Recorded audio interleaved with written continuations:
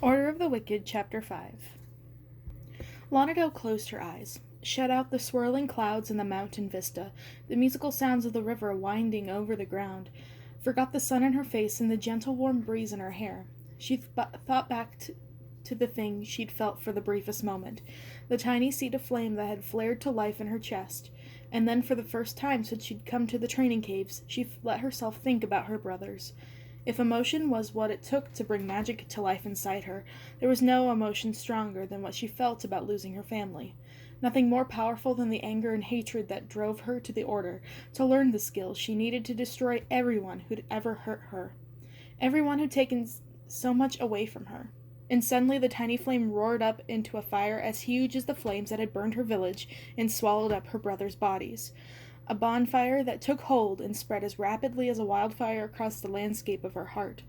She was burning alive with power. She could feel it roaring around her, crackling from her fingers and hissing through her hair.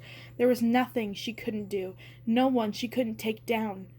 And then Mombi grabbed her hands again, and the flames went out as though they'd been doused with an ocean's worth of cold water. She shuddered and sank to her knees. "Wizard's teeth, girl," Mombi said, sounding a little shaken. "I should have taken a closer look at you before I told you to tap into that." Mombi pulled her back to her feet and put an arm around her briefly until Lonadel could stand without help. The witch regarded her thoughtfully. "You're a very angry young lady," she said. Lonadel took a deep shuddering breath. "Yeah," she said, quickly. "I am."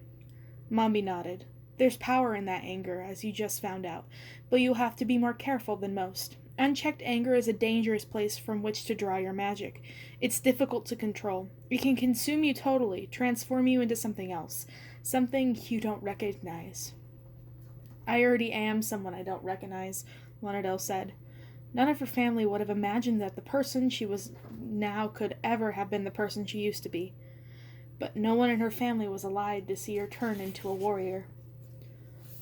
"All of us have lost something," Mombi said. "Each and every one. You'll have to learn how to keep living with it, but you can't let it define you." "I don't have anything else." "You have the Order," Mombi said.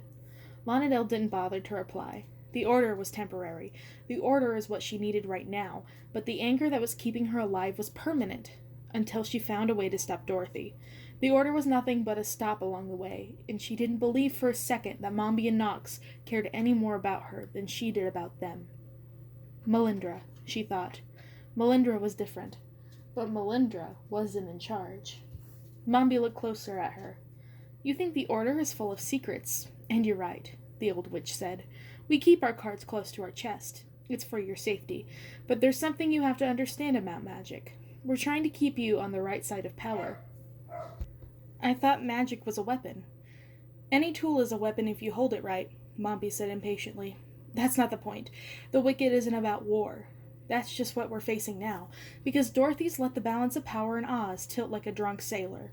The Order has always done just that. Kept order. Maintained the balance. Good, wicked, those parts don't matter. When the war's over, we'll still be here doing the same thing, do you understand?" "Not at all," Lonadel thought. Mombi was as bad as Nox with all his arcane speeches about balance and magic. When the war was over, Dorothy would be dead, and that was all she cared about. "That's almost enough for today," Mombi said. "One last lesson, shall we?" Mombi took Lonadel's hands again and closed her eyes. "Concentrate with me," she said. "Focus on Mount Gilkin. You're strong enough to take us back there. Just don't let your own power take control." Lonadel closed her eyes again and concentrated on the mountain. She could feel the fire surging up in her heart. "Not now," she told it. "Just take me home." And instead of a roaring flame, the power filled her with a gentle warmth. "That's it," Mombi crowed. There was a rushing noise, and the bottom dropped out of her stomach, as if they were moving incredibly quickly across a huge distance. Lonadel wondered if she was going to throw up. And then a jolt of the sense of movement stopped, and she opened her eyes. She was standing outside the cavern that led to the Order's caves, on a flat balcony of stone that overlooked the valley below. The traveling mountains undulated in the distance. The sky was the same cloudless blue as over Sky Island, but up here the air was thinner. She'd done it. She'd brought them back to the Order, and she was absolutely, completely exhausted. "Nice work, girl," Mombi said approvingly. "We'll make a soldier out of you yet. Now listen, don't you dare use magic on your own yet. You remember what happened when Nox pissed you off? You have some talent, don't get me wrong, but no control. Try to use magic on your own before I gave you permission, and I'll throw you out of the Order. Are we clear?" "Clear," Lonadel said. Mombi peered at her suspiciously, but seemed satisfied with her answer. But was the witch telling her the truth about magic being potentially harmful? The Order seemed keen on keeping information from even its most advanced trainees. Maybe Mombi was afraid Lonadel would find out something she wasn't supposed to if she used magic on her own. Maybe the real danger wasn't to her, but it was the Order. Mombi snapped her fingers, interrupting Lonadel's thoughts, and with another sick jerk, the vista was yanked away and replaced with the training cave where they had started out. Nox and Melindra were sparring, their faces taut with concentration. Nox dropped his fists when Mombi and Lonadel reappeared, and Melindra knocked him flat with a roundhouse kick. "Never drop your guard," she sang out cheerily. Lonadel hid a smile. "Thanks for the reminder," Nox said from the ground. Melindra pulled him to his feet. "How'd she do?" he asked Mombi. "Not bad for a first-timer," Mombi said. "Not bad at all. A little rough around the edges, but we'll have to start somewhere." "That's my girl," Melindra said proudly. "Dorothy hasn't sucked up all the magic out here yet." Lonadel smiled at her, flushing with pleasure. At least Melindra wasn't shy about giving out compliments. Melindra wasn't shy about anything. More and more, Lonadel was wishing she could be that way too. But what she said didn't make sense. "Dorothy's stealing magic from Oz?" she asked. Mombi nodded grimly. "As far as we can tell, she's been siphoning power everywhere she can get it since she returned to Oz." "I don't understand," Lonadel said. "Why would anyone do that? Why would Dorothy try to steal Oz's magic? Why would she corrupt the Woodman and the Scarecrow? Nobody has the answers to those questions. But that doesn't mean that's not happening. That's why we're fighting," Melindra said. "Don't you have to know why to stop her?" "You didn't have to know why to come here," Nox pointed out. "But maybe someone can. I don't know, reason with her, show her what she's doing to Oz. She's not from here. Maybe she doesn't understand somehow." "Oh, she understands, all right," Nox said bitterly. "Nobody doubts that. She wants power. It doesn't matter why. Maybe everyone from the other place is like that. The wizard loved power too, don't forget. Whatever happened to him in the end?" Nox looked thoughtful. "It's possible the wizard could help us stop Dorothy if he's still alive. We don't understand how her magic works here, but someone from the other place can use power in Oz. There's so much we still have to learn, but we don't have time to sit around and send out spies. Dorothy's moving fast. We have to stop her soon, or it'll be too late. And there aren't many people we can trust anymore. Word is that Dorothy has spies everywhere, that she's working with Glinda even, that the two of them are responsible for whatever is happening to Ozma." He shook his head. "Nothing's the way it should be anymore. That's the only thing you can be sure of now." "Can I trust you?" Lonadel asked. "Melindra, Mombi, how do I even know you're telling me the truth?" Mombi snorted and muttered something under her breath. "You can't trust anyone," Nox repeated, ignoring the witch. "We're trying to teach you the skills to fight Dorothy, yes, but I'm also trying to teach you to fend for yourself, to see things as they are. How you can fight if you won't acknowledge what it is that you're fighting. If we keep acting blindly, it doesn't matter if we defeat Dorothy. Something just as bad will take her place. We can't trust each other. The only thing we can trust in is Oz." "I don't even know what that means," Lonadel said. "I know," Nox said, "but you will. That's why we're here. If you're ready to fight for Oz and not yourself, if you fight for the way things should be, you'll never lose sight of the truth." "What truth?" she asked, exasperated.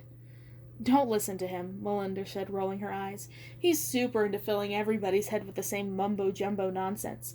The only thing you have to remember is we're going to hit Dorothy where it hurts." She mimed punching into the air. "It's almost time for dinner," she added. "Magic lesson's over for the day. You're free." "I decide when magic lesson is over," Mombi said. But she didn't sound too upset. It was hard to say no to Melindra, And for good reason. It was like Melinda was the true heart of the order. No matter what Nox said, Lauderdale trusted her. Melinda could fight, sure, but she wasn't constantly talking in circles or trying to hide the truth. She said what she thought. Among the wicked, that was practically a magical power of its own. Melinda leaned briefly into Nox, and he looked startled, but quickly recovered. Then he stiffly put one arm around her. Melinda smiled at him. You just have to pretend to listen to him talk for a while, and then he usually stops, she said affectionately. You don't actually have to pay attention. She elbowed Nox in the ribs, but subtly. He scowled and took his arm away. Come on, Mombi, he said. I want to discuss some strategy points with you. And then he whirled around abruptly and stalked away from them. Mombi looked back and forth between Nox and Melinda, one eyebrow raised, and then she followed Nox out of the cavern. Melinda sighed, suddenly deflated. So, big day for you, huh? Mombi taught you some magic, and Nox gave you his pretend wicked ride-or-die talk. You ready for battle now, or what? Something like that, Lauderdale said. Are you... She trailed off, not sure what to say. Nox and Melinda's relationship if it even existed, was a total mystery. Yeah, I'm fine, Melinda said tiredly. Or I mean, as fine as I can be. I just wish I could get through to him, you know? There's a different person in there. I think I'm the only person who's ever seen it, and that's the Nox I care about. Lauderdale nodded. Melinda could just as easily have been talking about Lauderdale herself. Sometimes Lauderdale felt like she was constantly wearing a disguise around the Order, but if there was a different person waiting inside her, who was it? What was the real Lauderdale even like? She'd hidden herself for so long, she couldn't even be sure. First around her family, who'd never understood that she had always wanted something more than their tiny village, and then when she got her wish in the most horrible way possible. Melinda shook her head, her eyes following the path Nox had traced as he left. He's damaged goods, she said. Luckily for him, he has that hair, right? But although she was joking, there was something almost melancholy in her voice. Yeah, Lauderdale agreed, pretending she hadn't noticed Melinda's hurt was real. And then Melinda grinned, all trace of sadness gone. I'm working on him, she said confidently. He really buys all that wicked stuff. Mombi's filled his head with nonsense, if you ask me. It's not that complicated. Dorothy's the problem? We take on Dorothy. She made a slashing motion with one hand. And a problem. What if there's another problem after Dorothy? Lauderdale asked. Melinda shrugged. Well then, we're probably screwed. She grinned again, and Lauderdale started to laugh once more. It was impossible to stay focused on her problems when Melinda was around.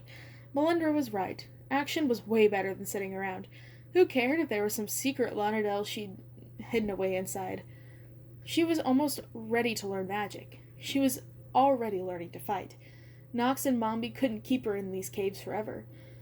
And when they sent her out to do the job they were teaching her, well, she wasn't going to run away from Dorothy's shoulders. That much she knew for sure.